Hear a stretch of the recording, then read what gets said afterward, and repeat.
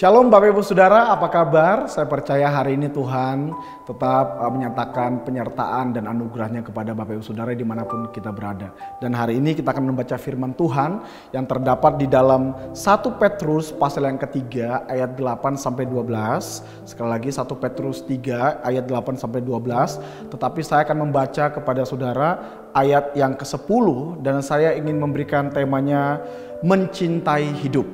Demikian firman Tuhan, siapa yang mau mencintai hidup dan mau melihat hari-hari baik, ia harus menjaga lidahnya terhadap yang jahat dan bibirnya terhadap ucapan-ucapan yang menipu. Puji Tuhan, Rasul Petrus menuliskan surat 1 Petrus ini kepada orang-orang pilihan atau orang-orang kudus yang ada di perantauan. Mereka sedang dalam aniaya, mereka sedang dalam penderitaan karena iman mereka. Mereka dikejar-kejar, mereka dibenci karena iman mereka.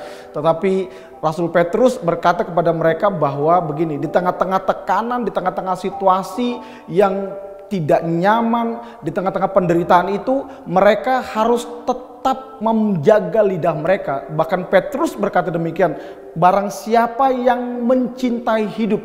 Kata hidup di sini bukan cuma sekedar hidup bernafas, kita bergerak. Dia pakai kata zoe, bahwa itu adalah hidup yang kekal. Kalau kita cinta hidup yang kekal atau kita cinta hidup dengan kualitas Tuhan atau hidup seperti Tuhan, atau juga itu punya pengertian hidup yang berkualitas seperti kualitas Tuhan.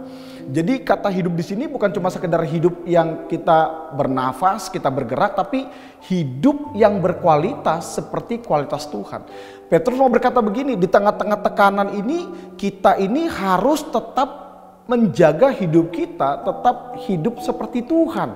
Karena kita ini memang anak-anak Tuhan. Bahkan dia berkata, kalau kita juga mau melihat hari-hari baik di tengah-tengah situasi yang tidak baik, kita perlu menjaga, yang paling penting adalah ucapan dan kata-kata kita.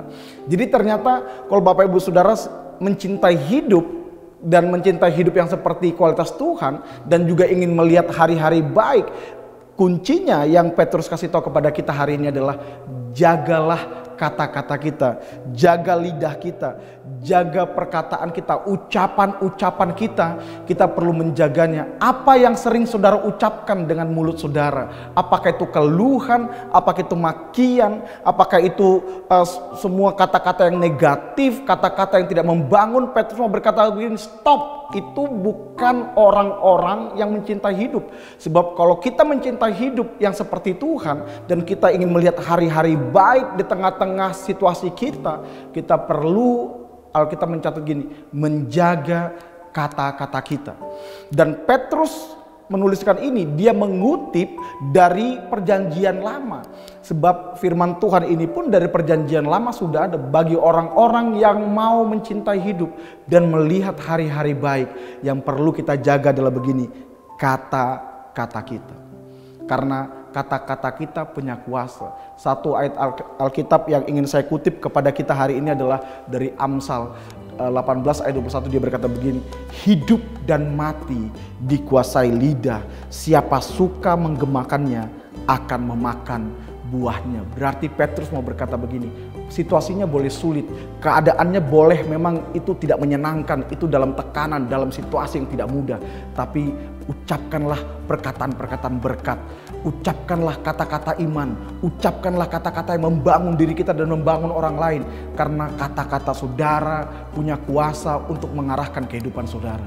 Kalau saudara ingin melihat hari-hari baik, kalau saudara ingin mencintai hidup, mari jaga kata-katamu terhadap orang lain, terhadap situasimu, dan terhadap hidupmu. Dan lihat, engkau akan melihat hari-hari baik dari Tuhan. Saya berdoa supaya saudara menjadi orang-orang yang mencintai hidup dan melihat hari-hari baik. Mari kita berdoa.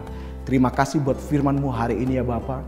Biar Engkau menolong kami semua, umat-umat-Mu, anak-anak-Mu untuk menjaga lidah kami, menjaga kata-kata kami, supaya yang keluar dari mulut dan lidah kami adalah semua kata-kata iman, kata-kata yang membangun, kata-kata yang positif, kata-kata yang menyembuhkan dan menyehatkan.